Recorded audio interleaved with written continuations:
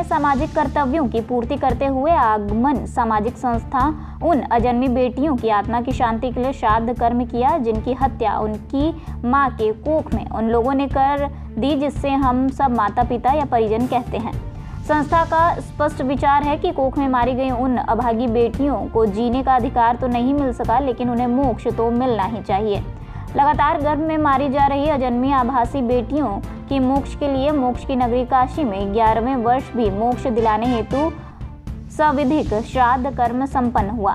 गंगा तट के दशाश्वमेध घाट पर गर्भ में मारी गई बेटियों के मोक्ष की कामना के लिए हुए आगमन सामाजिक संस्था के द्वारा वैदिक ग्रंथों में वर्णित परंपरा के अनुसार श्राद्ध कर्म और जल तर्पण संपन्न कराया।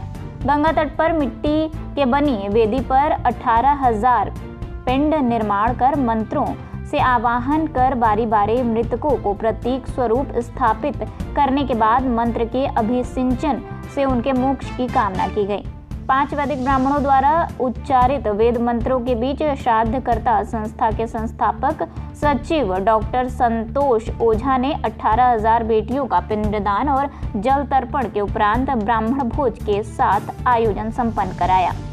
संस्था प्रतिवर्ष पितृपक्ष के मातृ नवमी को अजन्मी बेटियों का सनातन परंपरा और पूरे विधि विधान से श्राद्ध कर उनके मोक्ष की कामना करती है। बताते चले कि ये वो अभागी और अजन्मी बेटी हैं जिन्हें उन्हीं के माता पिता ने इस धरा पर आने से पहले ही सदा सदा के लिए अंधियारे के झोंक दिया।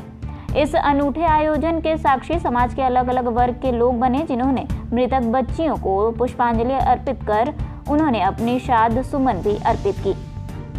आपको बता दें, अब तक 1 लाख बेटियों के श्राद्धकर्ता और आगमन संस्था के संस्थापक डॉक्टर संतोष ओझा का कहना है कि आमतौर पर आमजन द्वारा गर्भपात को एक ऑपरेशन माना जाता है, लेकिन स्वार्थ में डूबे परिजन यह भूल जाते हैं कि भ्रूण में प्राणवायु के संचार के बाद किया गया गर्भपात जीव हत्या है, जो 90% मामले में पाई जाती है। साफ है कि अधिकांश गर्भपात के नाम पर जीव हत्या की जा रही है। धर्म ग्रंथ की बात करें तो किसी भी अकाल मृत्यु में शांति प्राप्ति न होने से जीव भटकता है, जो परिजनों के दुख का कारण भी बनता है। शास्त्रीय मान्यताओं के अनुसार किसी जीव की अकाल मृत्यु के बाद मृतक की आत्मा की शांति के लिए शास्त्रीय विधि से पूजन अर्चन श्राद्ध कराकर जीव को शांति प्रदान की जा सकती है, जिससे उनके परिजनों को अनचाही परेशानियों से राहत मिलती है।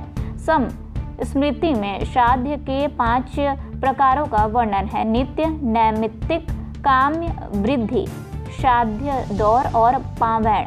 ये श्राद्ध नैमित्तिक श्राद्ध जो विशेष उद्देश्य को लेकर किया जाता है। श्राद्ध कर्म और जल तर्पण आचार्य दिनेश शंकर दुबे के नेतृत्व में सीताराम पाठक, नितिन गोस्वामी, उमेश तिवारी, बजरंगी पांडे रहे।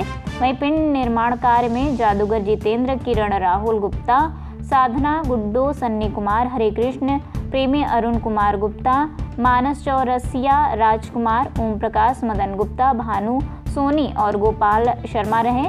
जबकि श्रद्धा सुमन अर्पित करने वालों में काशी सहित देश के 5 राज्यों के स्त्री पुरुष रहे।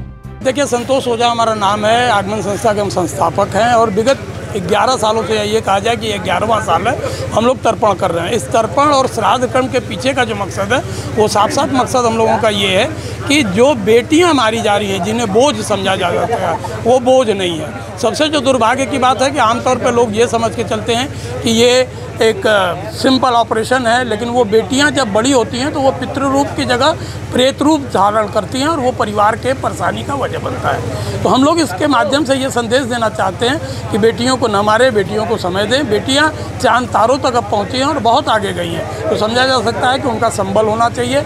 हम लोग इस बार 18,000 बेटियों को कर रहे हैं और इस तरह 11वें साल ये संख्या पूरी 1,01,000 हो जाएगा। इसके आचार्य दिनेश शंकर दुबे जी होते हैं, स्थान दशाश्वमेध घाट होता है और जो सानिध्य हम लोगों को प्राप्त होता है वो बाबू महाराज का प्राप्त होता है। तो समझ सकते हैं कि दिनेश दुबे जी जहाँ पूजा संपन्न कराते हैं अपने 5 वैदिक ब्राह्मणों के द्वारा, वहीं बाकी के लोग सहयोग में रहते हैं। जी, मैं पंडित दिनेश शंकर दुबे। जैसा कि आप जानते हैं, आज मातृनवमी का पर्व है। जो महिलाएं मर चुकी होती हैं, बेटियां मर चुकी होती हैं, उनका ही आज एक तिथि है अमावस्या पितृपक्ष के अंतर्गत। तो आगमन संस्था के द्वारा विगत 11 वर्षों से जो अजन्मी कन्याएं बेटियां जिनके माँ बाप कभी उनको पूछते नहीं हैं, जो गर्भ में मर चुकी हैं, उनके निमित्त ये पिंडदान हो रहा है। और आज मातृनवमी तिथि चूँकि महिलाओं के लिए विशेष बनाया गया है, तो आज उनका ये दिन है, तो उनके नाम से हर साल कभी 15,000 कभी 28,000 की संख्या में करते हैं। आज 87,000 पिंडदान उनके नाम से हो चुका है। आज जो 18,000 20,000 होगा, मिला के लाख की संख्या में हो जाएंगी। जो आत्माएं अतृप्त हैं, जिनके परिवार वाले उनको पिंड जल नहीं देते हैं, अकारणवश उनको नहीं पता है कि क्या हुआ क्या नहीं, उनके लिए ये आगमन ने एक ठाना है कि बेटियों को संभल करना है, ताकत देना है, मृतक आत्माओं की शांति देना है। ये उन्हीं के नाम से आज महापर्व है, महापिंडदान हो रहा है काशी में। सीताराम पाठक जो अजन्मी कन्याएं हैं, उनके निमित्त पिंडदान बनाया जाता है। फिर उन पिंडदानों में उन कन्याओं का आवाहन होता है। आवाहन करने के बाद उनको भोजन, जो उनका विशेष भोजन होता है, तिल हो गया, जल हो गया, इस निमित्त उनको भोजन दिया जाता है। जैसे पितरों को दही पसंद है, केला पसंद है, तो उनके निमित्त उनको भोजन देके उनके मोक्ष की कामना की जाती है। इसके उपरांत उनको जल में तर्पण देते हैं। उनको मोक्ष प्रदान के लिए गंगा जल में स्थान दिया जाता है। और इसके बाद ब्राह्मणों को निश्चित तौर पे भोजन दिया जाता है, जिससे कि उनके प्रति उनको पितरों के लिए शांति मिले। जिस कुल की वो हैं, उस कुल के लिए भी वृद्धि हो और उनको भी मोक्ष प्राप्त हो।